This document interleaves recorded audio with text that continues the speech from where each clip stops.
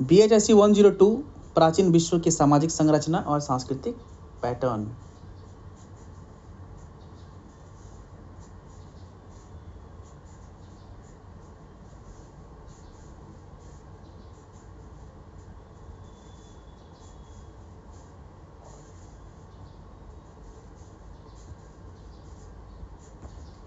कितना लिखा है जी। खंड 1 मानव का क्रमिक विकास। मजा आएगा पढ़ने में, थोड़ा बोरिंग है लेकिन मजा आएगा। यानी इंसान का क्रमिक विकास, धीरे धीरे धीरे धीरे हम लोग विकास कर गए। प्राक इतिहास, प्राचीन इतिहास, प्राच्य इतिहास, प्राक इतिहास, प्राग इतिहास, जो बोलना हो बोल दीजिए, है ना। प्रस्तावना। प्राग इतिहास तो आदि मानव वाला पढ़ना है। जी हाँ, आदि मानव से भी पहले का, है ना, मैंने समझिए वही जो पढ़े थे पूरा पाषाण काल जो था, हाँ उससे भी पहले का। यहाँ इस समय का इंसान बकलोल था। भकलोल, बिहारी में एक शब्द है बकलोल, बकलोल था, है ना। देखिए, ऐतिहासिक शोध का केंद्रीय उद्देश्य अतीत के ज्ञान की पुनः प्राप्ति है, यानी अतीत का अध्ययन। देखिए, यूं तो अतीत का अध्ययन अधिक जरूरी नहीं है, हमारे जीवन में उसका कोई रोल नहीं है, लेकिन जानना है। अगर अभी मैं आपको बोलूं कि एक ऐसा मशीन मैंने बनाया है जहां पे आपको 400 साल पहले की चीज़ें दिखेंगी, तो हर व्यक्ति देखना चाहेगा कि 400 साल पहले हमारा पूर्वज कैसा था। अगर मैं आपको बोलूं कि आपके दादाजी का बचपन मैं आपको दिखा सकता हूं, तो हर कोई व्यक्ति देखना चाहेगा कि चलो देखते हैं भैया अपने दादाजी के बचपन कैसा बीता, है ना। तो इतिहास हमें यह सिखाता है कि इतिहास से हम कुछ नहीं सीखते, एक बहुत बड़े इतिहासकार ने बताया था। लेकिन इतिहास जानना भी जरूरी है, क्योंकि इससे हमारी जड़ें जुड़ी हुई हैं, अपने रूट्स हमारी जुड़ी हुई हैं। इसलिए इस इकाई में हम प्राक इतिहास का अध्ययन करेंगे, मानव विकास के ऐसे काल में जहां लिखित रिकॉर्ड उपलब्ध नहीं थे। आज प्राक इतिहास मानव अनुभव के एक विस्तृत क्षेत्र की तरफ पहचाना जाता है, विशेषकर चार्ल्स डार्विन की बुनियादी कृतियों 1859 में on the origin of species bye means of natural selection. ये किताब मेरे पास है, ये किताब मेरे पास हम पढ़े हैं उस किताब को। सेपियंस एक किताब है उनका, सेपियंस, उसमें दिया गया है कैसे बना। और 1871 में डिसेंट ऑफ मैन के प्रकाशन के बाद से इसने गंभीर शैक्षिक स्वीकार्यता हासिल की, जिसमें मानव के जीवाश्मी रिकॉर्ड और सभ्यताओं के उद्भव के सारे विश्व में उपलब्ध साक्ष्यों का अपूर्व अभिलेखन हुआ था। देखिए, एक बात जान लीजिए आप, हमारे डीएनए में हमारे पूरे इतिहास का राज है। हम कहाँ से आए हैं, हमारे पूर्वज कहाँ से आए थे, सब कुछ। यानी एक छोटा सा हड्डी से या छोटे से किसी के बाल से जमीन खोदा में बाल मिल गया, ये बाल कितना साल पुराना है, किसका है, नहीं है, सारा रिकॉर्ड मिल जाएगा डीएनए से। अब आइए टॉपिक पर, प्राक इतिहास क्या है। प्राक इतिहास, जिसे प्राग ऐतिहासिक काल, मैंने पहले कहा प्राक, प्राच्य या प्राग जो बोले आप, उस पुरातन काल की ओर ले जाता है जहां लेखन नहीं था और लिखित दस्तावेजों का कोई परिचय भी नहीं था। प्राक इतिहास की शुरुआत के संकेत होमो जाति, यानी होमो, देखिए समझिए, होमो सेपियंस, होमो जाति का नाम है, सेपियंस वंश का नाम है, होमो सेपियंस, इंसान का नाम है ना, होमो सेपियंस, अलग अलग लिखते हैं इसको। होमो जाति का नाम है, सेपियंस वंश का नाम है। तो जाति था होमो, हमारी जाति होमो, यानी आज जो हम हैं आज, वो होमो सेपियंस है। तो हमारे पहले भी इंसान थे, है ना, हम ही थे, अलग रूप में थे, उनका नाम कुछ और था, के आरंभिक प्रतिनिधियों के उद्भव में है। फिलहाल इस साक्ष्य का काल अफ्रीका में 50-20 लाख साल, यूरोप और एशिया में करीब 10 लाख साल पहले, ऑस्ट्रेलिया में लगभग 40,000 साल पहले और अमेरिका में उससे भी कम। ठीक है, अब देखिए, लिखित दस्तावेजों के उद्भव के पहले मानव इतिहास के काल को दर्शाने के लिए फ्रेंच पुरातत्वविद पॉल टॉर्नल ने 1833 में पेरियड एंटी हिस्टोरिक शब्दावली की व्युत्पत्ति की, जिसे प्राक इतिहास शब्द की उत्पत्ति हुई। फ्रेंच शब्दावली सिमट कर प्राक इतिहास हो गई और जिसका पहला प्रयोग 1851 में डैनियल विल्सन ने अपनी प्रारंभिक किताब the archaeological and pre historic annuls of Scotland में किया था। प्राक इतिहास शब्द का प्रयोग शुरू में उस काल के लिए हुआ था जब मनुष्य विलुप्त हो चुके प्राणियों के समकालीन थे और जिनके अवशेष यानी जो जीवाश्म वगैरह है भूगर्भ शास्त्रियों और जीवाश्म वैज्ञानिकों को पुरानी भूगर्भीय तहों में प्राप्त हुए। प्राक इतिहास फिलहाल लिखित दस्तावेजीकरण के पहले होने वाले मानव के सांस्कृतिक विकास के उस पूरे काल को शामिल करता है जो कम से कम 26 लाख साल पीछे तक फैला है। सोचिए 26 लाख पहले भी हम लोग थे। सांस्कृतिक विकास का मतलब क्या होता है मनोज जी? सांस्कृतिक विकास माने सांस्कृतिक माने मनुष्यों का रहन सहन, परिवेश, खान पान, उसमें परिवर्तन, मैंने समझ लीजिए सभ्य होना। आपने जो कहा बिल्कुल सही है। हाँ मैंने ओवरऑल बोल दिया सभ्य होना, ओवरऑल मैंने बताया, ठीक है। वही चीज़, इंसान पहले नंगे घूमते थे, कपड़े पहनना सीखा। इंसान पहले लिखता नहीं था, लिखना सीखा। बोलना नहीं तो बोलना सीखा।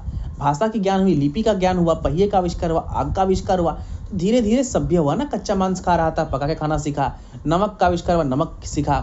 फिर जो है वो खेती बाड़ी स्टार्ट हुई, खेती करना सीखा धीरे धीरे। तो सभ्य होना यही कहलाता है क्या? सांस्कृतिक विकास इंसान का। तो अगर कोई पूछे कि मनुष्य का सांस्कृतिक विकास क्या है तो आपको इसको लिखना है। लिखित रिकॉर्ड के अभाव में शिल्प कृतियां या भौतिक अवशेष ही प्राक इतिहास को समझने के पहले स्रोत हैं। लिखा हुआ तो कुछ है नहीं, जो खोद के मिला और जो डीएनए वगैरह जीवाश्म से मिला, बस वही सोर्स है। भौतिक अवशेष अधिकांशतः पत्थर के औजार, पशु अवशेष, जीवाश्म, जैव तथ्यों, सांस्कृतिक भूदृश्यों के रूप में मौजूद हैं। यहाँ यह समझना महत्वपूर्ण है कि प्राक इतिहास और सबसे पुराने इतिहास रिकॉर्डों के बीच अन्वेषकों ने जो खोज करता है उन्होंने एक संक्रमण काल की पहचान की, जिसे आद्य इतिहास, प्रोटो हिस्ट्री, बहुत पुराना नाम दिया। आद्य इतिहास का शब्द का सृजन किसी संस्कृति के अभिलिखित इतिहास की शुरुआत के ठीक पहले उपस्थित काल को बताने के लिए किया गया, यानी पहला काल, पहला सांस्कृतिक काल। आद्य इतिहास का इस्तेमाल मनुष्यों या इलाकों के उस काल का इतिहास बताने के लिए किया जाता है जब मनुष्य या उस इलाके के बाशिंदे रहने वाले अभी भी निरक्षर थे, परंतु जिनके बारे में जानकारी अधिक उन्नत और पहले से साक्षर पड़ोसियों के लिखित साक्ष्यों से मिलती है। उदाहरण के लिए बीसीई 4वीं सदी में ग्रीक और लैटिन इतिहासकारों के सेल्टिक जनजातियों के विषय में लेखन मिलते हैं। यानी एक जनजाति कहीं की अनपढ़ थी, कहीं की पढ़ी लिखी थी। जिससे जब पूरी दुनिया अनपढ़ थी ना, देखिए ये भारतीय लोगों का बड़ा बड़ा डायलॉग बहुत मारता है भारत के लोग, ठीक है। हम लोग पहले जब दुनिया नंगी घूमती थी तो हमारे यहाँ राजा ये पहनते थे। भाई उतना साल पीछे मत जाओ, अंग्रेज के टाइम पे आ जाओ। अंग्रेज नहीं आते ना, धोती पहन रहे होते आज भी। अंग्रेज नहीं आते ना तो पूरी दुनिया में ना अभी भारत का कोई इज्जत नहीं करता। ये सच बता रहा हूँ मैं। अब पुराना भारत क्या था नहीं था उसको छोड़ दीजिए, ठीक है। अभी की बात करेंगे हम लोग। अंग्रेजों ने स्कूल बनाई, पढ़ना सिखाया, इंग्लिश सिखाया, बाहर गए पढ़ने, इंग्लिश बोला तो लोगों ने आपको सम्मान दिया, इज्जत दिया। आज जो भारत के लोग कैम्ब्रिज में पढ़ रहे हैं ना, ये अंग्रेजों का ही देन है ना। चलिए, तो वही है। जबकि वो जनजाति अब भी निरक्षर थी, यानी ग्रीक वाले लोग। देखिए दुनिया में जब पूरी दुनिया निरक्षर था ना, तब ग्रीक जितने बड़े बड़े आए हैं, बुद्धिजीवी, वैज्ञानिक, दर्शन शास्त्र के दार्शनिक कहाँ के थे? सब ग्रीक के थे। सारे के सारे यूनान ग्रीक के थे, है ना। बड़े इंटेलेक्चुअल, बड़े पढ़े लिखे, गजब की सोच थी उनमें, वही लोग थे। तो वही लोग लिखते हैं कि दुनिया में ऐसा भी इंसान रहता है जो अनपढ़ है, ठीक है। जैसे कोई इंसान अभी बांग्लादेश जाएगा, कोई अंग्रेज, तो उसको ना अलग दुनिया दिखेगा, गंदा कचड़ा, है ना। पानी के ऊपर एकदम कचड़ा है, ये है, तो अलग दुनिया उसको दिखेगा। तो वही बात है यहाँ पर भी, उस समय भी ऐसा सिस्टम था। अब देखिए, प्राक इतिहास संबंधित ज्ञान की शाखाएं, इसको यहाँ हम लोग डायलॉगबाजी नहीं पढ़ेंगे, सीधा नीचे आइए। पुरातत्व विज्ञान का परिचय, ठीक है, ये भी डायलॉगबाजी ही है, ये भी कुछ नहीं यहाँ पर दिया गया है ना। लेकिन फिर भी पढ़ना इसको जरूरी है।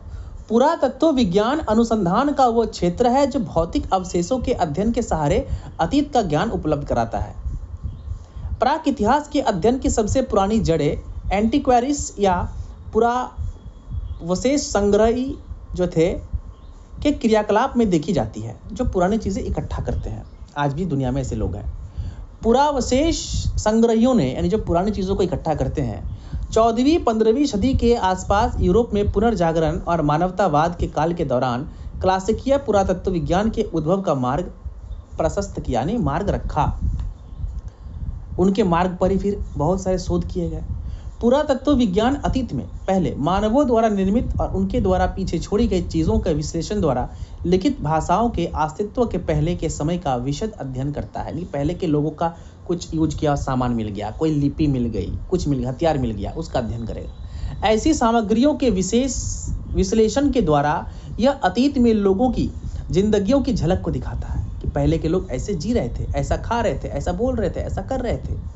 परंतु पुरातत्व विज्ञान केवल प्राक इतिहास की जानकारी ही नहीं देता, वास्तव में इससे अधिक देता है। यह अध्ययन का ऐसा क्षेत्र है जो मनुष्यों द्वारा आबाद सभी काल अवधियों और भौगोलिक इलाकों को शामिल करता है। देखिए, आप जब महात्मा गांधी को पढ़ते हैं तो सिर्फ महात्मा गांधी जी के बारे में नहीं जानते, आप महात्मा गांधी के समकालीन चीज़ों को जानते हैं, महात्मा गांधी के समय की सामाजिक आर्थिक परिस्थिति को जानते हैं, राजनीतिक परिस्थिति को आप जान लेते हैं।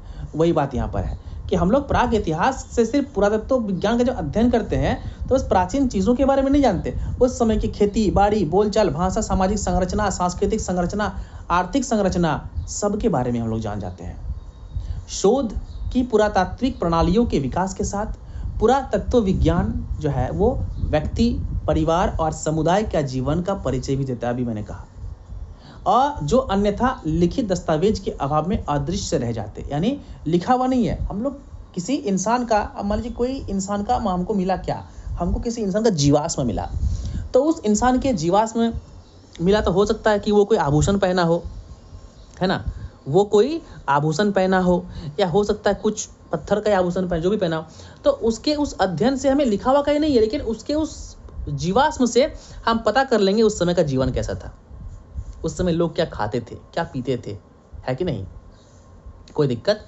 उसका दांत कैसा है, उसका दांत नुकीला है तो मांस खाता होगा, उसका दांत चपटा है तो फ्रूट्स, फल खाता होगा। ठीक है, आई बात समझ में, कोई दिक्कत।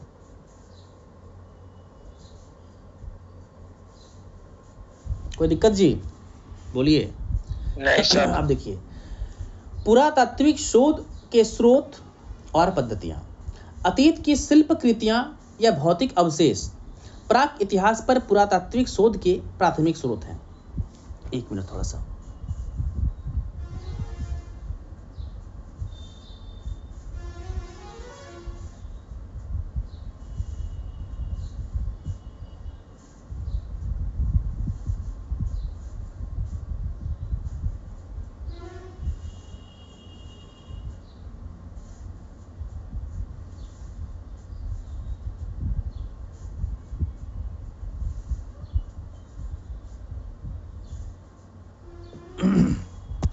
हाँ, किसी शिल्पकृति का मतलब है मनुष्यों द्वारा प्रयुक्त, संशोधित या निर्मित ऐसा वस्तु, है ना, कोई वस्तु। शिल्पकृति यानी शिल्प, यानी इंसान ने जिसको बनाया है, तो समझ ही गए होंगे आप लोग। शिल्पकृति मृद भांड वगैरह कई रूपों में सामने आती है, जैसे क्या क्या, पत्थर के अनगढ़ या सुगर अवशेष जो हजारों या लाखों साल पुराने हो सकते हैं। प्रारंभिक किसानों द्वारा मृद भांड, देखिए लिख दिया है। टूटी हड्डियां, अभी हड्डी की बात कर रहे थे, दांत की बात कर रहे थे। काष्ठ के अवशेष, लकड़ी का। बुने हुए वस्त्र जो हाथ से बुना उना हो, है ना।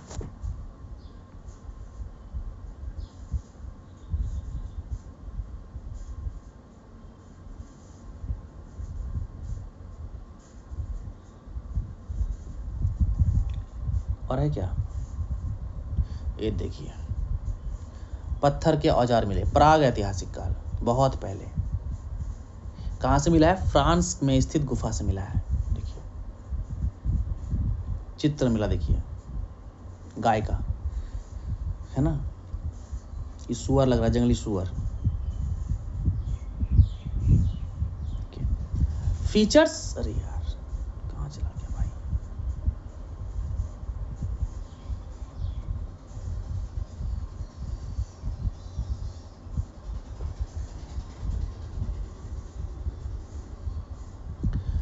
फीचर्स कहलाने वाली असंवहनीय शिल्पकृतियाँ, असंवहनीय यानी जो ढोया ना जाए, एक पीढ़ी से दूसरी पीढ़ी में जो ढोया ना जाए, है ना, वो भी पुरातात्विक स्थलों के बारे में सूचना के महत्वपूर्ण स्रोत हैं, यानी उस समय की चीज़ जो आज इस्तेमाल नहीं होती।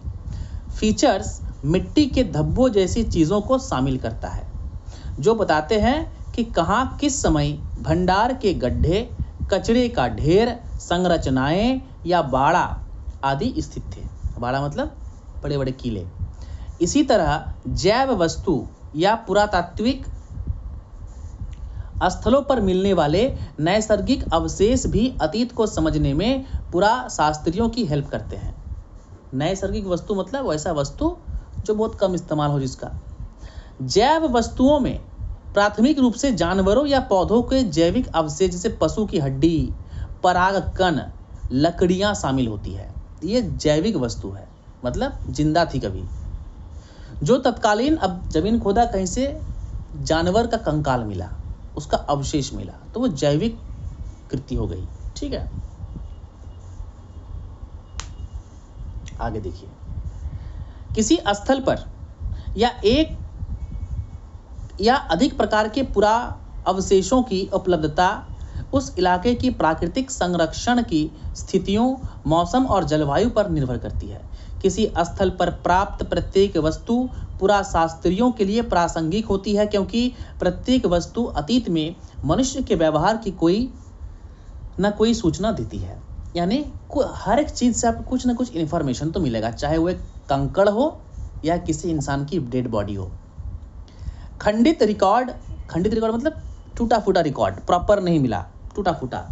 अब वैज्ञानिक उसको जोड़ के बनाएगा एक जैसा। से इस व्यवहार की पुनर्रचना वैज्ञानिक कुशलता, अंतर्दृष्टि और सृजनात्मकता की मांग करते। सृजन मतलब फिर से बनाना, सृजन करना, फिर से उसको क्रिएट करना। इस कारण पुराशास्त्री शोध चरण की एक श्रृंखला का पालन करते हैं, जिन्हें नीचे दिए गए बॉक्स में नहीं देखना है हमें। ये सब बॉक्स क्या दिया है जरूरी नहीं है,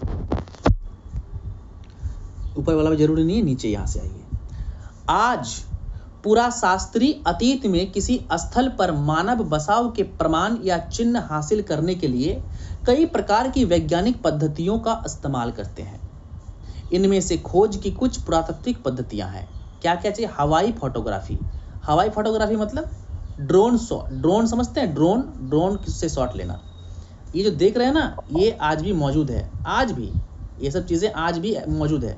ये छोटा मत समझिए, एक दीवार पे नहीं लिखा गया, जमीन पे है। ये पेरू में है ना, हवाई फोटोग्राफी लिया गया है। ये आज भी बना हुआ है। मैं आपको एक लिंक भेजूंगा, उस पर देखिएगा।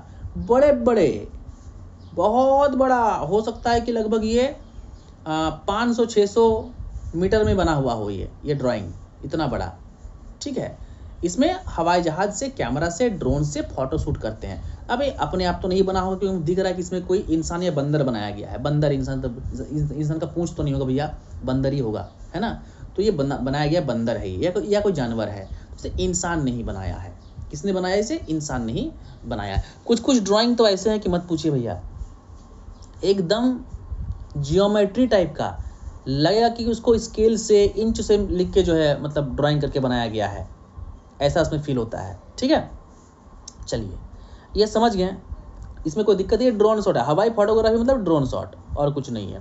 अब सिंगल कैमरा से तो इतना बड़ा आप फोटो ले सकते हैं क्या? नहीं ना, तो ड्रोन शॉट ही आपको लेना होगा, क्योंकि ऊपर से ये ज़मीन में है। चूँकि ये ज़मीन में है, ये तो पहाड़ में बनाया गया है। पहाड़ है, पहाड़ में बनाया गया है एक ठो, तो वो दूर से आप देख सकते हैं पहाड़ में बना हुआ है, लेकिन ये ज़मीन में बना हुआ है, नीचे एकदम समतल ज़मीन में। तो इस पूरे ड्राइंग को देखने के लिए आपको हवाई फोटोग्राफी की ही आवश्यकता पड़ेगी। अब देखिए, अंतर्जलीय अन्वेषण या समुद्री पुराशास्त्र, इसमें कुछ नहीं है। समंदर के अंदर में मिलने वाला चीज़। अब इसका कहाँ से क्या मिलेगा? समंदर अपने अंदर में बहुत सारी चीज़ों को समाये हुए है। अब हो सकता है आज से हजारों साल पहले कोई समुद्री यात्री, जैसे टाइटैनिक ही मान लीजिए, तो टाइटैनिक जहाज तो आज भी डूबा हुआ है ना समंदर के नीचे, है कि नहीं? तो आज से मान लीजिए 1000 साल बाद कोई व्यक्ति या कोई वैज्ञानिक समंदर के अंदर जाएगा तो उसको क्या मिलेगा? टाइटैनिक का जहाज का पार्ट्स मिलेगा। अरे भाई ये क्या है भाई, इसको ऊपर लेके आओ।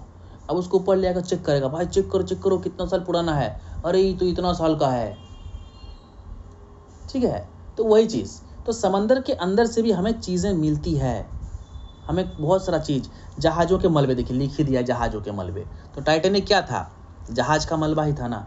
देखिए अब मैंने देखिए देखा होगा नहीं है, मैंने अपने मन से बताया। अब देखिए यहाँ लिखा हुआ है जहाज के मलबे, है ना, वही चीज़, ठीक है। समझ रहे हैं ना, जो मैं कहता हूँ वही होता है। पांडे जी से पूछिए, मेरे गेस्ट पेपर का पहला सवाल वही वाला इग्नू का भी पहला सवाल था। बताइए, इत्तेफाक समझिएगा कि आदमी बोलेगा सर क्वेश्चन आउट करता तो नहीं है। अरे लगातार 3 साल हुआ मेरे साथ, 3 साल हुआ। गेस्ट पेपर का पहला सवाल ही इग्नू के क्वेश्चन का भी पहला सवाल है। क्या पांडे जी? लगातार 3 साल ये हुआ। चमत्कार कहते हैं इसे, ठीक है, ये चमत्कार है। तो क्वेश्चन हम लोग सेट ही करते हैं इस तरीके से हम लोग क्वेश्चन सेट करते हैं कि मिल जाता है। एक्सपीरियंस कहते हैं इसको। ये देखिए समंदर के अंदर से जहाज का मलबा मिला, यही बात बता रहे थे टाइटैनिक वक्त जो बोल रहे थे, है ना, ये सब चीजें। दूध तेरी का चल जाता है एकदम आगे सड़सड़ा के। उसके बाद ये क्या है? चुंबकीय सर्वेक्षण। इसमें क्या होता है? इस पद्धति में, जिसे चुंबकीय मापशास्त्र या मैग्नेटोमेट्री भी कहते हैं, इसमें एक भूभौतिक सर्वेक्षण तकनीक शामिल। भूभौतिक यानी जमीन के अंदर की, जो अतीत की मानवीय गतिविधियों को पहचान करती है, यानी पहले के मानव कैसे रहते थे।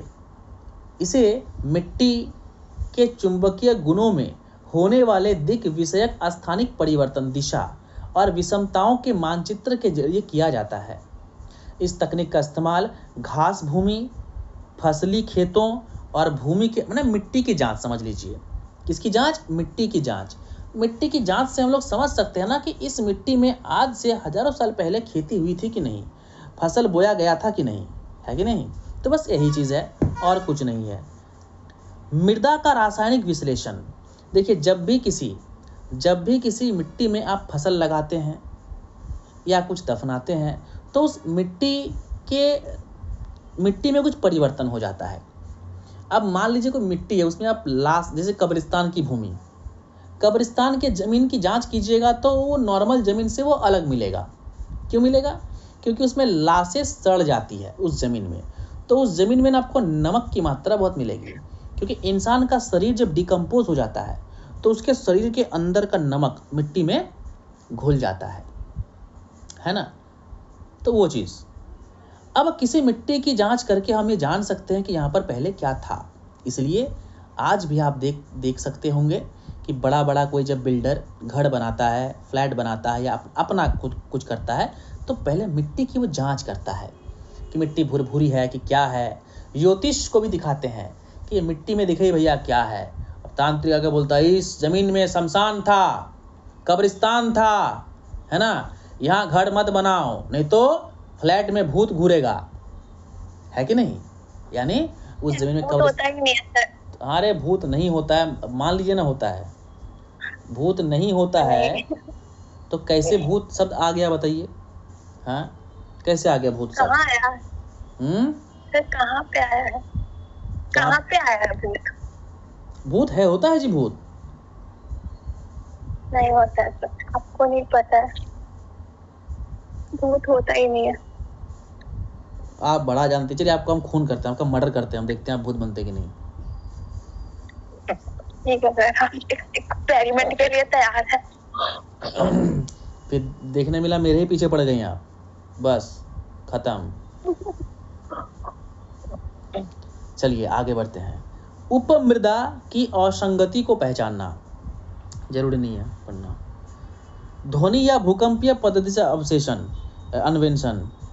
इसमें धरती के अंदर के प्लेट वगैरह कैसा नहीं है इसके बारे में जानना is not necessary to read, syllabus में भी नहीं है।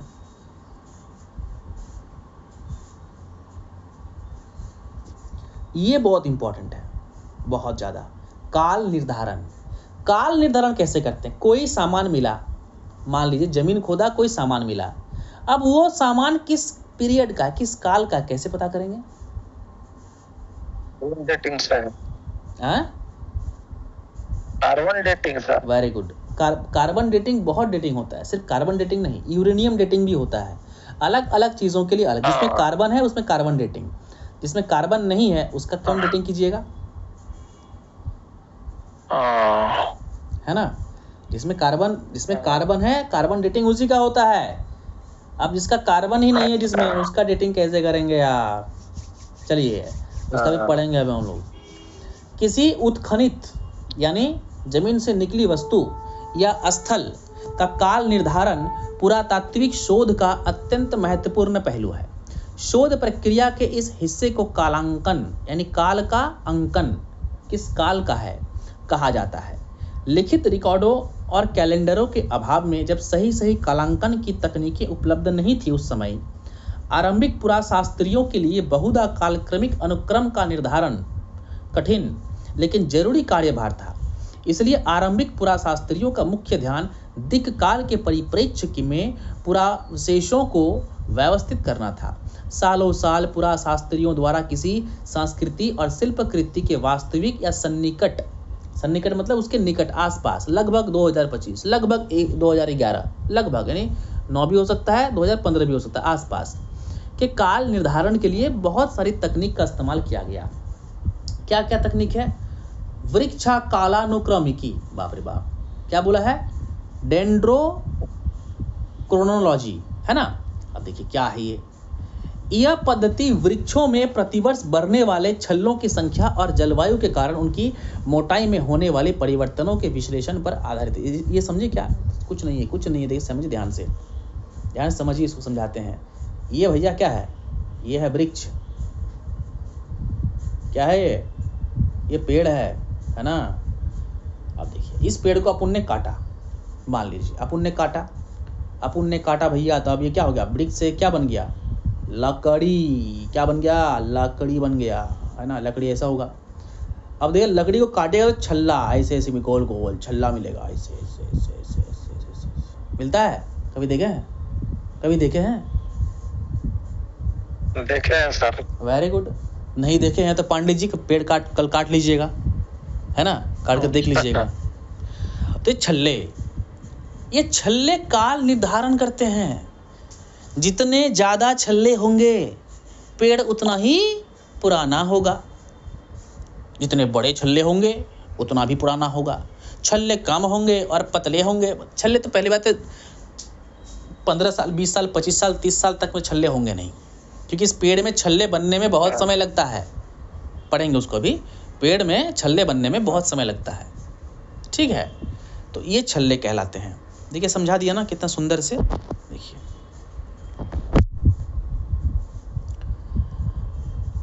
वही है, ठीक है? चलिए आगे बढ़ते हैं। रेडियो कार्बन कालांकन, सो इंटरेस्टिंग। मैक्सिमम चीज़ रेडियो कार्बन से होती है, क्योंकि मैक्सिमम चीज़ों में कार्बन है।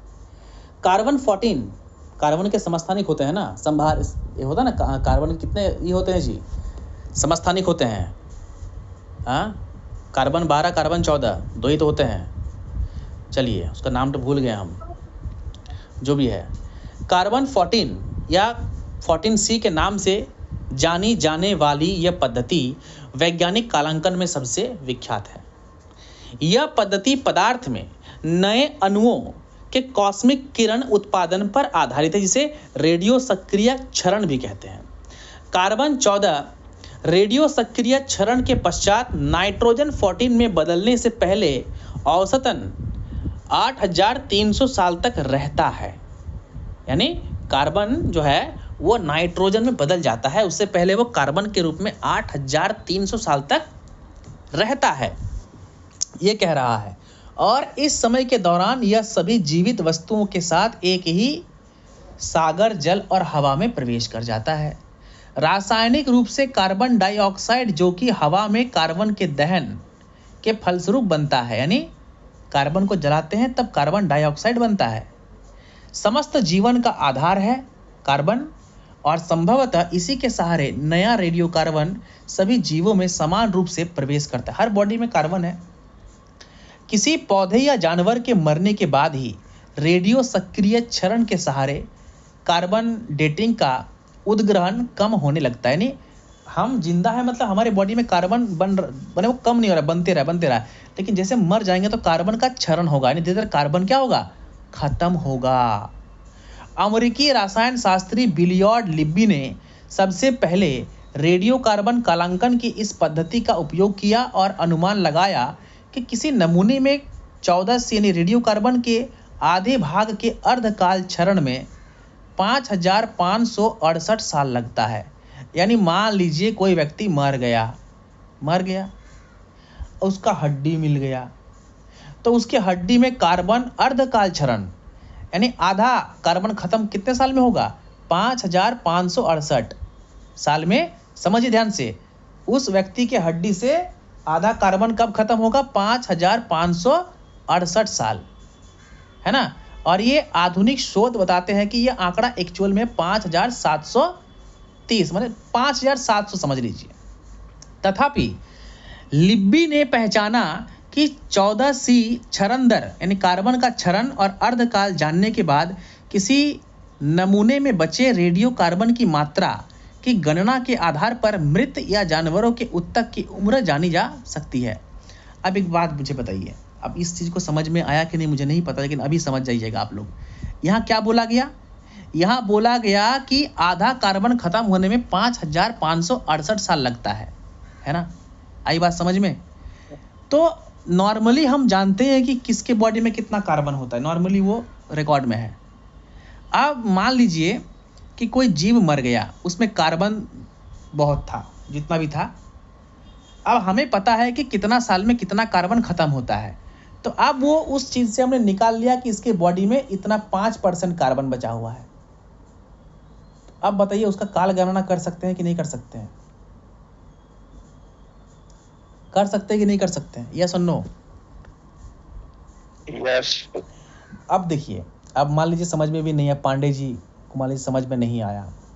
अब ध्यान से देखिए, इतना साल बोला, अब कोई कंकाल मिला, उस कंकाल का कार्बन चेक किए, कार्बन डेटिंग यानी कार्बन का डेट पता करता है कार्बन डेटिंग में। अब मालूम चला कि एकदम इतना आधा कार्बन शरीर में उसका बचा हुआ है, 50% कार्बन बचा हुआ है। तो 50% कार्बन बचा हुआ मैंने कितना साल का हुआ, कितना साल पहले ये आदमी जिंदा था, 5730 साल पहले ये जिंदा था, है ना। सर उसमें ये कैसे पता चलेगा कि ये जो हड्डी है इसका 50% कार्बन जो है निकल गया है या खत्म हो गया है? चेक करेगा ना, वो मशीन से चेक होता है, वो चेक कर लेगा कितना कार्बन इसमें बचा हुआ है, वो चेक करके बता देगा। वही तो है मशीन, कि इस हड्डी के अंदर में कार्बन है कि नहीं, कितना कार्बन बचा हुआ है। अब बहुत पुराने चीज़ों का कार्बन खत्म ही हो गया नहीं है, तो एक अंदाजा कर लेता है कार्बन खत्म हो गया मतलब इतना साल पहले का है, इतना साल पहले का है, थोड़ा सा भी कार्बन नहीं बचा हुआ है। ठीक है, तो ये प्रक्रिया है, इस तरीके से पता कर लेते हैं हम लोग इतना कार्बन बचा हुआ है। अब देखिए, लिब्बी की महान व्यवहारिक उपलब्धि गणना के परिशुद्ध साधनों का तरीका निकालना था।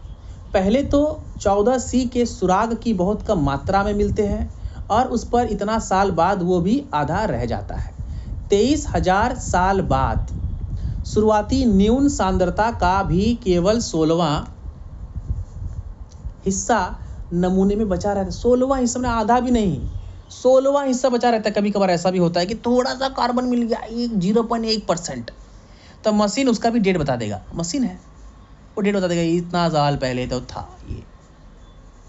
लिब्बी ने खोजा कि 14C के प्रत्येक अणु यानी उसके जो परमाणु है बीटा कणों के निस्सरण द्वारा क्षरित होता है। यानी कार्बन डेटिंग मतलब कार्बन रेडियो एक्टिव हो जाता है ना वो मरने के बाद, तो उससे देखिए सड़ता है तो गंध निकलता है, तो गंध क्यों निकलता है, उससे गैसेस निकलती है, तो वह क्षरण मतलब निकलता जाता है बीटा कण। और वह गीगर काउंटर द्वारा इस उत्सर्ग को गिनने में सफल रहा। यानी कैसे कितना क्षरण हो रहा। यह पारंपरिक पद्धति का आधार है और कई रेडियोकार्बन प्रयोगशालाओं में अभी भी प्रयुक्त होता है। पुरातात्विक स्थलों से प्राप्त होने वाले नमूनों में साधारणतः जैविक सामग्रियां जैसे चारकोल, लकड़ी, बीज और वृक्षों के अवशेष और मनुष्य या जानवरों की हड्डियां शामिल होती है। हालांकि 14C पद्धति